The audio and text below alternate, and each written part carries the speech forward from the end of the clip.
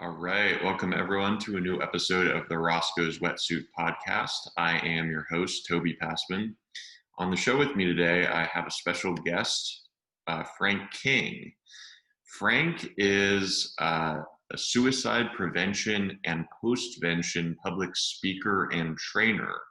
He was the writer for The Tonight Show for 20 years, is a corporate comedian, syndicated humor columnist, and podcast personality who is featured on CNN's Business Unusual.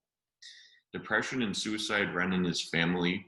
He's thought about killing himself more times than he can count. He's fought a lifetime battle with depression and thoughts of ending his life, turning that long, dark journey of the soul into a TED Talk, a matter of laugh or death, and sharing his life-saving insights on mental and emotional health awareness with corporation, association, youth, and college audiences. Frank, welcome to the show. Thank you very much. By the way, I've done now 5 TEDx talks. 5. Tell me about, how did that whole thing get started? Where did you originally get the opportunity to do a TED Talk? I've been a comedian since 1985, and I always wanted to make a living in the difference. I always wanted to go from being a funny speaker to a speaker who was funny, and I could never figure out what I had to teach anybody. And then after I came so close to dying by suicide that I can tell you what the barrel of my gun tastes like, spoiler alert, I didn't pull the trigger, I realized in my family history of depression and suicide that I could speak on suicide prevention. The catch was I'm a comedian, and everybody, event planner, meeting planner, speaker bureau, always just thought of me as a funny, clean comedian. So I had to figure out a way to rebrand. And my wife said, well, do a TEDx talk. I'm like, what's a TEDx talk? Just by chance that week, I got an invitation in the mail to submit an application to the TEDx. It was in Vancouver, BC. And so I submitted on suicide prevention, on starting the conversation on suicide. And I got it. They called me up and they go, Frank, we have good news, we have bad news. I said, what's the good news? Well, we'd like you to come up and perform in Vancouver at the TEDx. I said, what's the bad news? Well, you live in Oregon, Eugene. And you think that the Vancouver we're talking about is Vancouver, Washington, which is 2.5 hours from your house. It's Vancouver, British Columbia. It's 7.5 hours from your house. So I ended up flying up. But that first TEDx enabled me to have something to show to meeting planners, event planners, and speakers bureaus that I could actually deliver a serious message along with the humor. And once I'd done one, an idea occurred to me for a second, third, fourth, and fifth, and now I'm pitching my 6th and 7th, all on mental health. And it's not going to get me a gig having those big red letters behind me, but it gives you credibility. It's good for branding and marketing. And people see on my signature on my Gmail 4 TEDx talks across the bottom. It does have some cachet. So that's how I was able to use the TEDx platform. And then I kept helping people get a TEDx for free. And my business coach said, this has got to stop. You need a website. You need to start charging for this. So now I charge for it. Now I do TEDx coaching, individual and group coaching. Because people kept asking, hey, you got 5 of them. I'd like to have one. Can you help me? Sure. But now I get paid. And that's really important in the pandemic because I can do those from my little desk here in my bunny slippers. So that's the TEDx story. So tell me about, sort of as a comedian, how you go about approaching, a serious topic of mental health, but being able to still find ways to laugh at it at different, circumstances. And just tell me about like kind of the importance you think of being able to integrate, comedy into kind of the mental health awareness space. Well, people ask me occasionally, does being a comedian hold you back or keep you from getting speaking engagements on suicide prevention? And I said, no, the reverse is actually true. That they book me because I've got what they call lived experience, meaning I can tell you what the barrel of my gun tastes like. My family, it's called generational depression and suicide, runs in family. My grandmother died by suicide, my great aunt, my mother. So I have a lived experience with mental illness. I have two mental illnesses, major depressive disorder and chronic suicidal ideation. And I'm a comedian. I've been funny since the fourth grade. So they hire me for lived experience. Plus, I've taken courses on suicide prevention so I can teach them something, signs and symptoms, what to do, what not to do. And the humor. And the humor, there's a reason they call it comic relief. If you have to tell somebody something serious, if you can give them a little comic relief and then hit the next serious piece, they're much more, they're ready, more ready for the next serious piece. And I don't tell jokes. I tell personal stories. Like you heard me say, I can tell you what the barrel of my gun tastes like. Trigger alert. I'm sorry. I didn't pull the trigger. Well, a friend of mine came up after a keynote. He never heard me say that before. And he said, and I quote, "Hey, man, how come you didn't pull the trigger?" I go, "Hey, man, could you try to sound a little less disappointed?" So, yeah, that gets a laugh from the audience, and that gives them a break. And then I go into the next serious piece. And what I try to do in that speech, whether it's a TED Talk or a 45-minute keynote, is I want to make them laugh. I want to make them tear up, move them from pole to pole emotionally, because it has much more impact. They're more likely to remember, there's an old expression. They're not going to remember what you said. They are going to remember how they felt. And so if you can move them like that, then it has a greater impact on the audience. And, comedian, since the time of the court jester, has been, the job has been speak truth to power on behalf of the powerless with humor. And I believe I speak truth to the power of mental illness on behalf of those often powerless in its grip with humor. And part of my job is to change people's perception about what mental illness looks like. When I get up on stage and say, I know what the barrel of my gun tastes like, that it runs in my family, that I have major depressive disorder and something called chronic suicidal ideation, which, by the way, it means for people like me and people in my tribe, the option of suicide is always on the menu as a solution for problems large and small. When I say small, my car broke down a couple of years ago. I had 3 thoughts unbidden: get it fixed, buy a new one, or I could just kill myself. That's chronic suicidal ideation. Relatively rare, however. Every keynote I've ever given or training, except for one, there's been somebody in the audience who had that, and they did not know it had a name. They just thought they were some kind of freak because of the way their brain worked. And I had a young woman come up to me after a college keynote, said, "Thank you for your keynote." I said, "You're welcome." She said, "But it made me weep." I go, "How did it make you weep?" She said, "Well, the part about your car, get it fixed, buy a new one, you get to kill yourself." Because I've been having those thoughts all my life. I didn't know that had a name. I just thought I was some kind of freak. And when I heard you say that out loud, I realized for the first time in my life that I am not alone, and I wept. That's my why right there. That letting people know that, in fact, it's certainly has a name, more common than you think, and there's lots of us out there. She said to me, "I was hoping to grow out of it." I said, "I'm 62. If I'm going to grow out of it, I better get started." So that's the connection: comedy, mental health, mental illness, and why I get away with what I get away with, poking fun at a very dark subject. In comedy, there's a rule, I guess. You can make fun of any group to which you belong.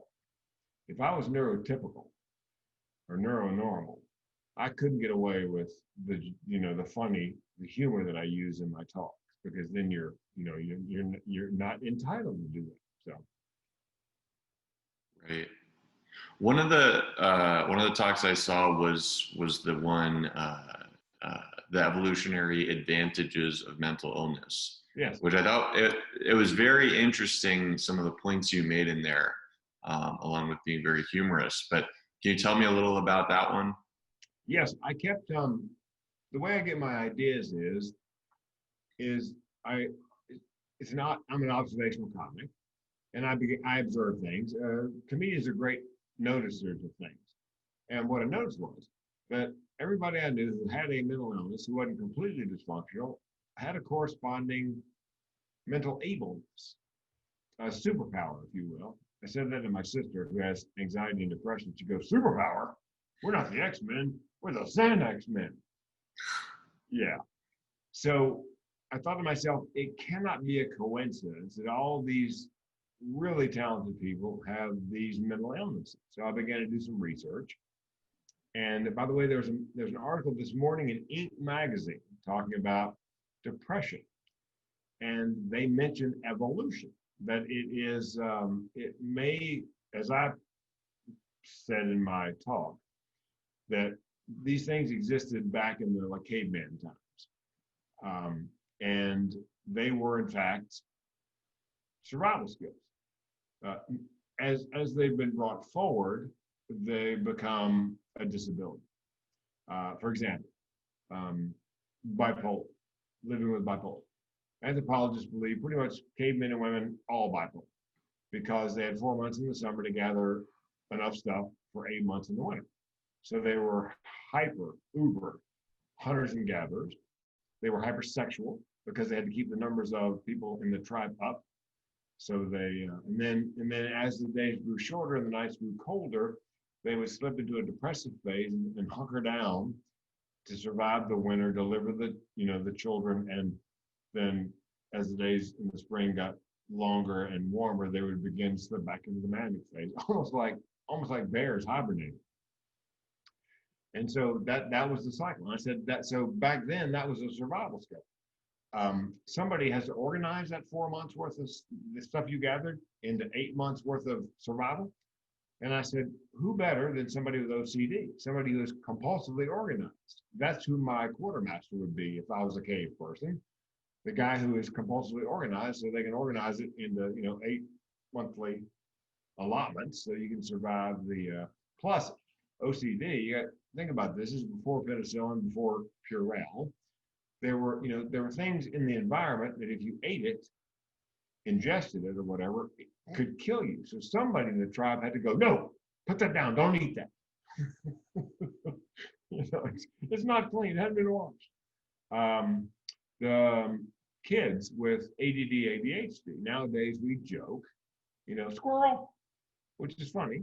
But back then, if you had ADD or ADHD and you had a head on swivel, squirrel is one thing. Velociraptor, that's important information to have. That's a survival skill. Dyslexia.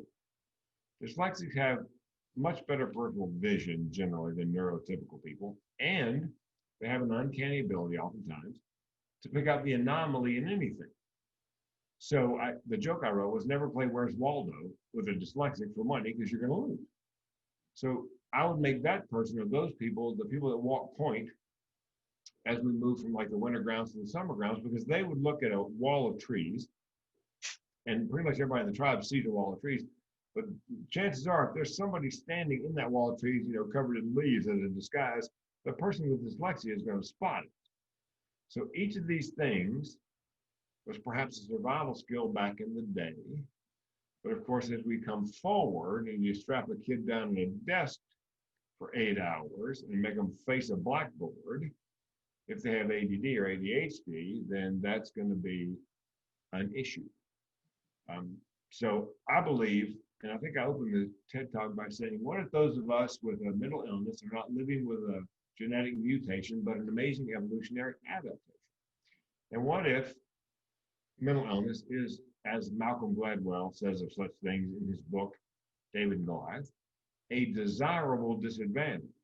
You would never wish it on anybody, but those disabilities come with a certain set of abilities. And the point of the whole TED Talk was, because at the end, they always want action items. I said to the audience, Frank, that's very interesting, but what are we going to do with that? Well, here's what you do with it. There's something called IEP, Individual Education Plan. What if we made it truly individual? If a child has one of these issues, let's treat the mental disability, OCD, whatever, and wrap our arms around, embrace and energize the mental abilities, and then steer them toward a career where whatever their mental abilities are highly valued. Like if a child is OCD, why not steer them toward a career where precision, attention to detail is rewarded, like banking, accounting, engineering, architecture. That way, Google's hiring people on the autism spectrum for their special abilities. They're willing to put up with the missing of the social cues to take advantage of these, again, what I think of as superpowers. So that's how it all came about. And I think if we could convince children that, yes, you have a disability, that's true. However, with that disability, you have some abilities your peers cannot approach. And we could perhaps change the frame for them, and perhaps reduce stigma and bullying and ultimately suicide. Right. What you're saying, it's actually reminding me a lot of an episode I recently recorded with the Dr. Jim Poole, who basically runs this company, Fast Brain, that its whole purpose is basically figuring out how to best utilize, children with ADHD, how to, plug them into the correct educational programs in order to prepare them for careers that are actually going to suit their strengths, right? Perfect. Yeah, no, I totally see the need for this, and it's honestly bizarre that the education system, I mean, it's how monotonous it is. It wasn't designed, it was designed to create factory work. Right. Not every kid is ready for first grade at 6 years old. I think it should be, and a friend of mine taught music, instruments. And he said the kids with ADD, ADHD were some of the most talented he had. The problem was you strapped them in a chair for 50 minutes for class, forced them to play scales for 50 minutes. He said the first 10 minutes they would get better. The next 40 minutes, complete waste of time. So he just on a whim got an egg timer, and he set it at 10 minutes. He told the kid, okay, let's play scales for 10 minutes. They play the scales for 10 minutes. Okay, and he set the timer for 10 minutes. Let's practice our breathing for 10 minutes. And then it would go off and he'd crank it. Okay, now let's practice the piece you're going to be performing at the concert next week. And then crank it up again at 10 minutes and circle back to playing scales. He said that the improvement, because the child knows they don't have to spend who knows how much of their energy sitting still for all 50 minutes and doing the same thing. They know it's only 10 minutes, and it's something I've actually adapted for my personal life. I call it half-hour power. I can do just about anything for half an hour. So let's say my taxes are due, and I hate doing it. I'll do my taxes for half an hour, and I set an alarm. And when the alarm goes off, I can go out and cut the grass, put on my Audible, listen to a story for half an hour. The alarm goes off, back inside, back on my taxes, half an hour, back outside, cut the grass.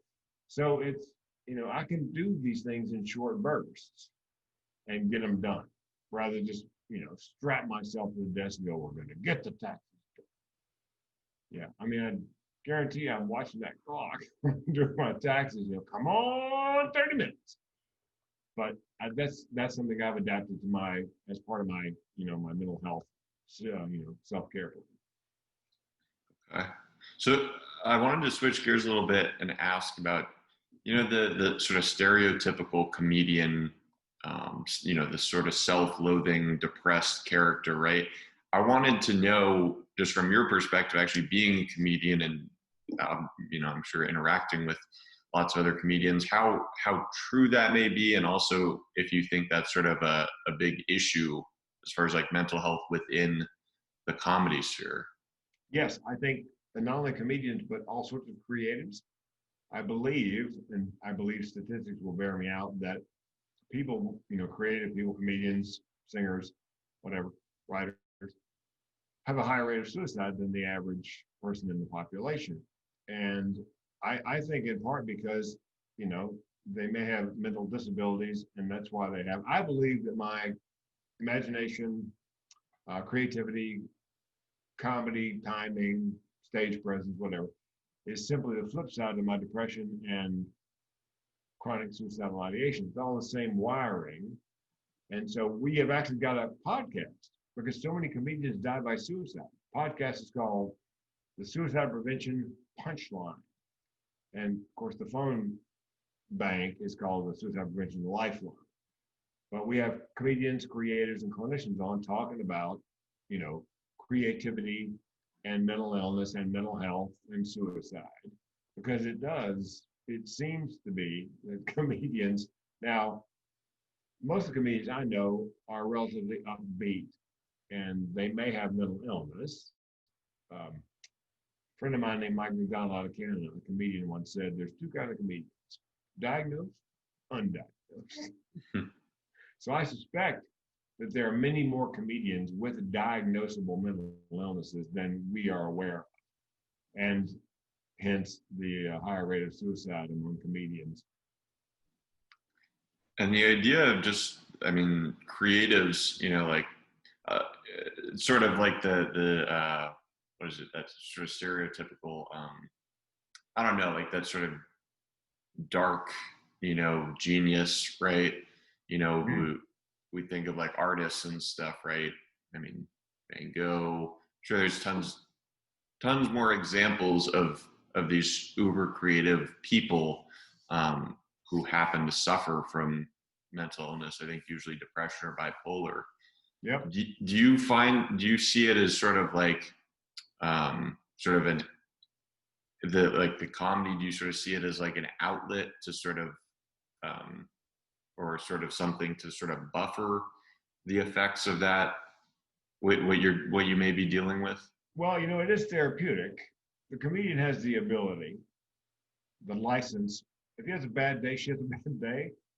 You know, you can get up on stage that night in a comedy club and rant, as long as it's funny. And some of my best stuff has been written when I was terribly depressed, angry. You know, I used that fuel to create the comedy. You know, I had a bad experience in a rent-a-car, on a flight, with somebody, you know, some individual. And oftentimes that energy, you can, if you can harness it and, you know, and put it into what they call a bit. You know, I was going to start with something else with you guys, and I can believe my day. You know, I flew in here on a commuter plane. You know what that means, commuter plane? It means my travel agent's a dead man. Son of a gun told me, big plane, big plane. It's a Boeing 7.7. You think I'm making that up? Three guys in front of me are weevils. That actually happened. I got flown into a cruise gig on I hate commuter planes. And that night I went on stage and just, you know, ranted about my travel agent. Of course, I have since every time, not every time I perform, but I can recreate that as if it just happened. That's the genius of comedy, by the way, I think, is to make it sound like whatever you're talking about, it just happened to you. Robin Williams, I worked with him a couple shows. The shows were almost identical. Different people in the audience that he talked to, but the shows were roughly identical. The masterpiece, the real talent is he made it look like whatever was coming out of his mouth came right off the top of his head, and that was the first time he'd ever said it. That I think is the genius, when you can make it look like it just occurred to you. Bill Burr is one of my favorite comics for that reason. When he's up there ranting, you would swear he just thought of it. So it is very therapeutic to go on stage and be able to vent. And you know, comedy is born of pain. Comedy is tragedy plus time, famously. So, what are some of the other qualities or traits you think go into kind of making a great comic? Unfortunately, one of them is not a good business sense. I started with 30 other guys and gals, maybe 35 at open mic night. There are 3 of us still making a living speaking or doing comedy. And the 3 of us are not the funniest people from that 35 comic group.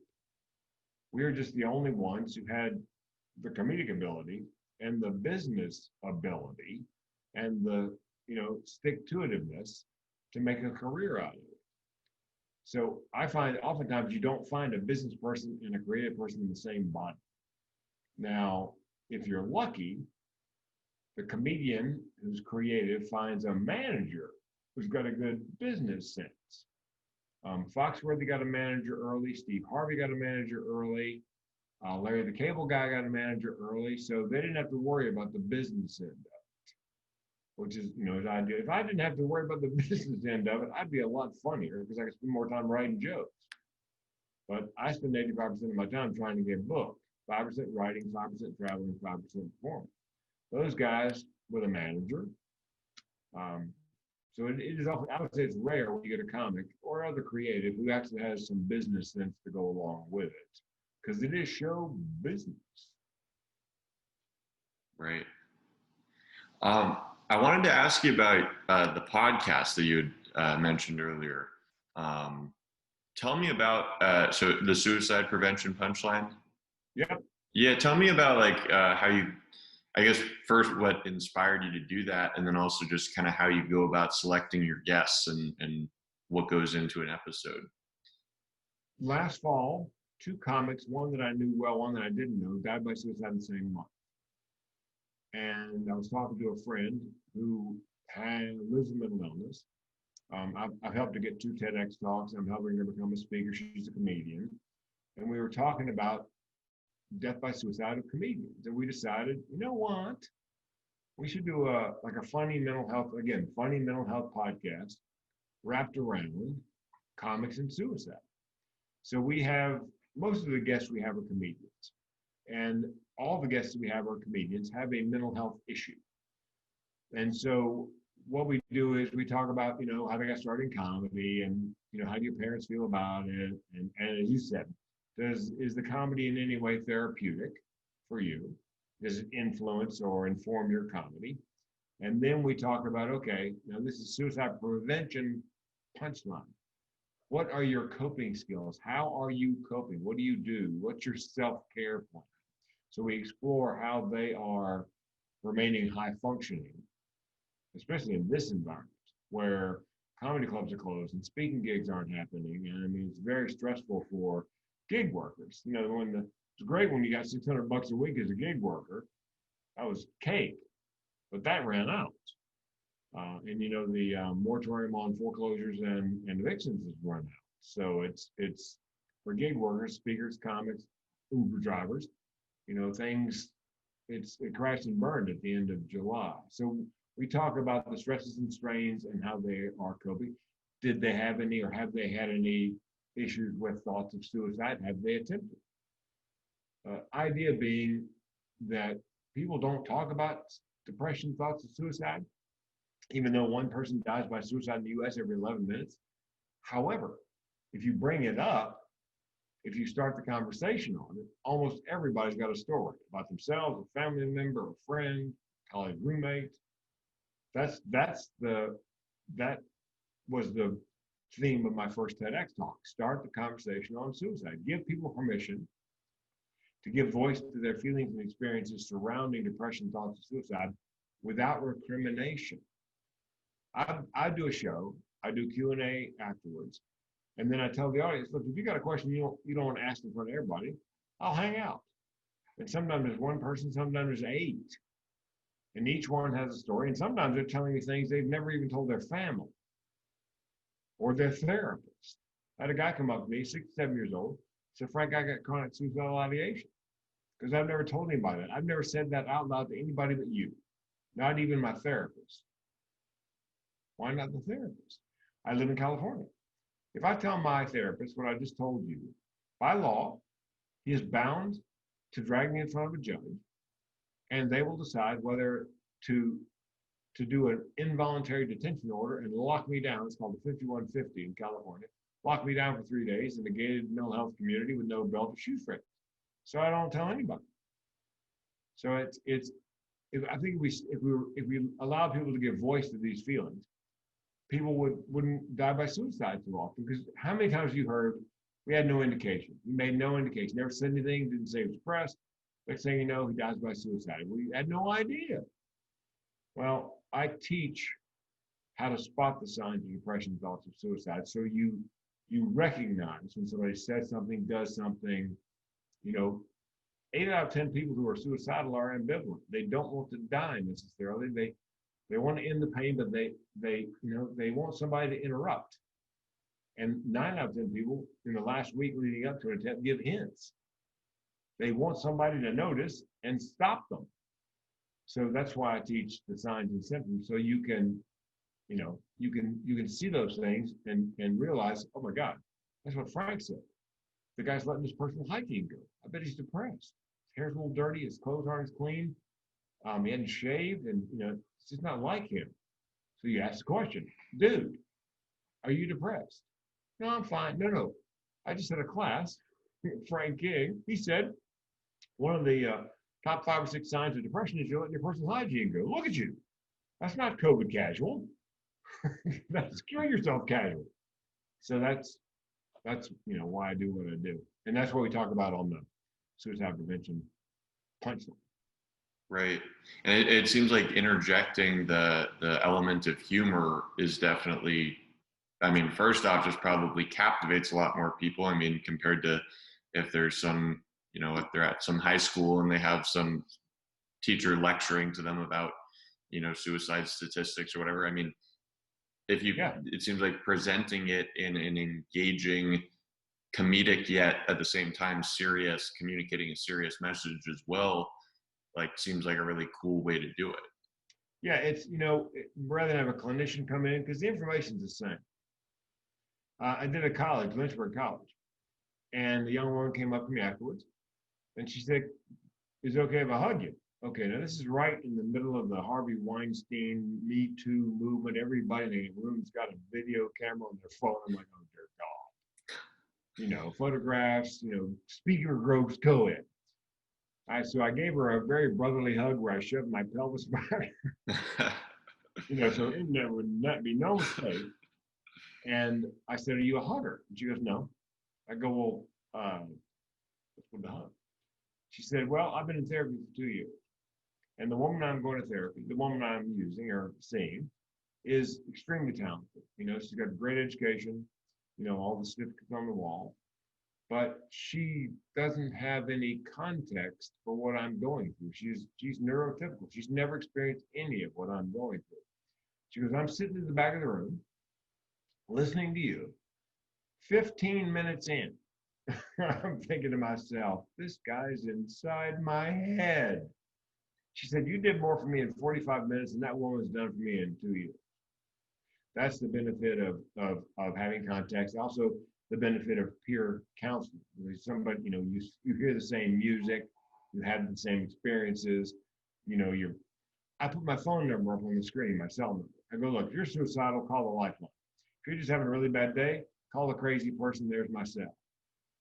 Because I'm not going to judge. I'm just going to listen. You don't have to explain anything to me because I get it. And people, not a lot of people call, but some people do call or text. And oftentimes it's just to get resources. But sometimes they're just having a really bad day and need to talk to somebody who understands. Absolutely. I wanted to ask you also about your book. So Guts, Grit, and the Grind. Yep. I would just take a look at sort of the website about it and seeing, so it's sort of like sort of a mental health manual, but it's more catered towards men. Very much so. And that seems like something, I mean, obviously there's still a stigma about mental health in general, but it seems like definitely there's more so, I would say more so of a stigma for men. I don't know if you agree with that or not. Oh yeah. And Sarah Gare, who, it was her idea, she teaches what's called QPR, question, persuade, refer, in suicide prevention, to first responders, mostly men. And she went to the bookstore, Barnes & Noble, bricks and mortar, looking for a book on men's mental health, thinking, she might make it as a gift to some of the fellows. And she couldn't find anything. So she went online on Amazon, men's mental health. Nothing specifically about men's mental health. So she got the idea. She asked a couple of men she knew, what kind of advice do you want, from whom, and in what form? And they said, well, if we're going to take advice from anybody, it's going to be from a man who's having a similar issue, and we want to know how he is coping with it, see how another guy is coping.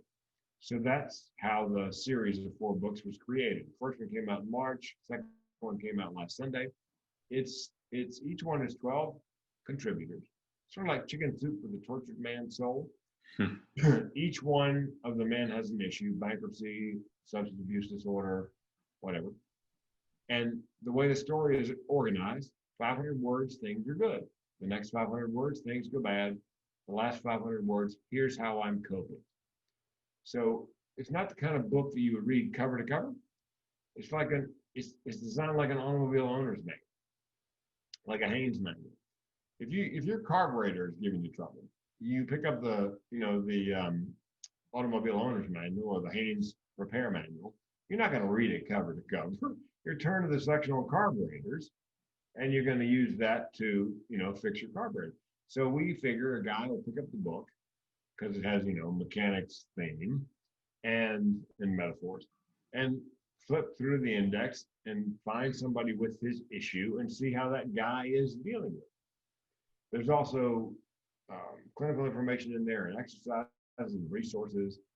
And the problem, 8 out of 10 people who die by suicide now in the US are men. 8 out of 10, mostly Caucasians, mostly 45 to 64, 45 to 64. And the number one at-risk occupation is, it kind of goes back and forth between mining, construction, and excavation, all male-heavy occupations. And men, it's called toxic masculinity. Many men are raised with big boys don't cry. You don't reach out. You pull yourself up by your bootstraps, and you know. And so they don't reach out for help. And it's not just mental health. And it's not just physical. I've had a couple of friends die of colon and prostate cancer because neither one had a colonoscopy or a PSA test, I don't think ever. And these are things that can be cured. The survival rate on those two is great if you catch it early. But because they're men, and because, that's not what men do, they died young because that's, they're tough guys. Yeah, So we decided to do men because 8 out of 10 suicides nowadays are men, and they're less likely to reach out for help. So we're hoping the book will, give them some information, a starting point, perhaps. And there's been several movements established. One's called the barbershop movement here in the U.S. for African Americans. Barbershop's always been kind of a safe space for African Americans, even back during Jim Crow. And so they're training barbers in mental health first aid, essentially, to talk to and here's the key. The barber and the guy in the chair, they're not looking at each other in the eye. They found that if men aren't looking at each other in the eye, if they're doing something else, they can talk about important things. I've got a friend who goes fishing with his dad, and they face opposite directions in the boat. And he goes, we can talk about anything if we're not looking at each other in the eye. So that's what they discovered about men. As long as they're doing something entirely, different than what they can talk about, things that are important.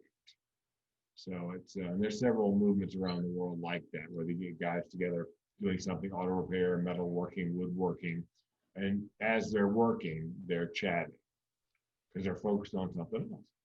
Right. It's so funny. I love that idea because I would just personally, it's like I find like the conversations, like the deepest, realest conversations I end up having with like good friends or family, they end up being over the phone. So without that like face-to-face component. So maybe that sort of explains sort of why. Well, and younger people are often more forthcoming in text. Again, it's even one step beyond the phone. You're not voice to voice, you're text to text. That's why there's now a suicide prevention text line. You text the word help to 741-741, and chances are there's a younger person on the other end to, help you. Right. Well, Frank, what are there any future projects, or where do you see like the podcast going and doing anything different, or different books in the future? What sort of ideas do you have? Well, we have 2 more books, book 3, book 4. Again, dozen authors in each. Different. Each person has a different issue in each book, and so we'll finish up those probably by the end of the year. I'm adding the humor and adding the automobile metaphors, and I'm also voicing them for Audible.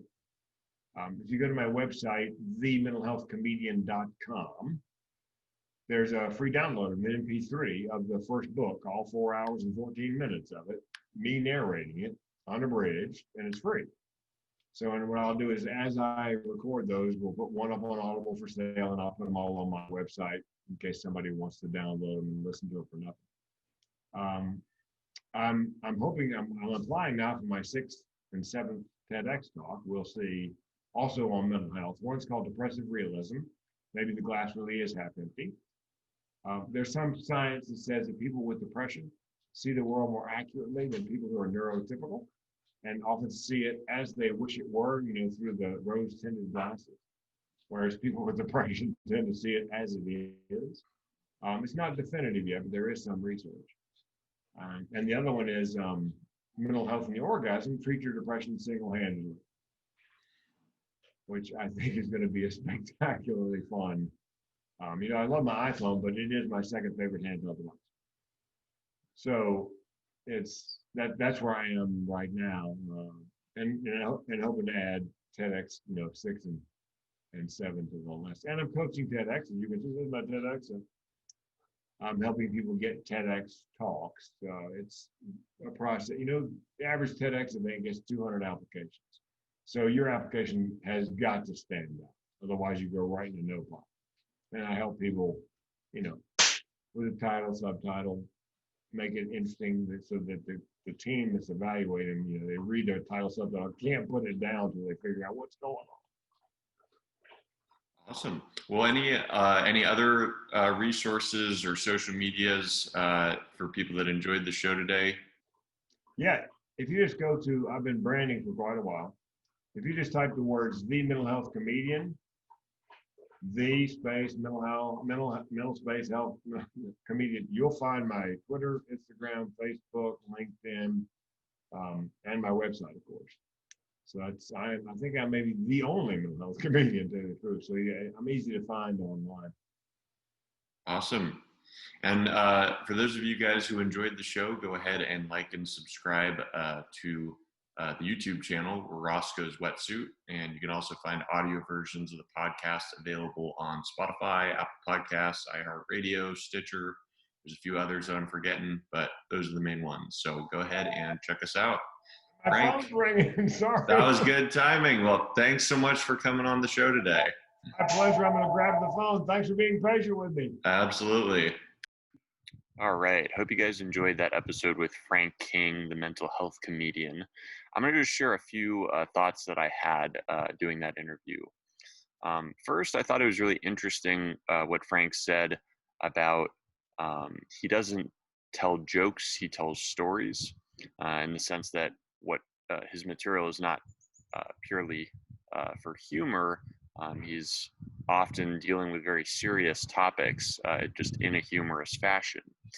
And he explained also why that's so powerful, as far as kind of being able to loosen people up in terms of being able to actually hear those very serious messages after sort of being primed with a humorous joke. Those were a couple of the main things that I got from the interview with Frank. I think he's able to use his comedy skills really to get a whole audience to listen to him about very serious stuff and oftentimes they come up to him afterwards and tell him how impactful his presentation or his routine was. Despite it, looking to be just comedy, I think it's actually a lot more. So it's really cool to hear some of the work that Frank is doing.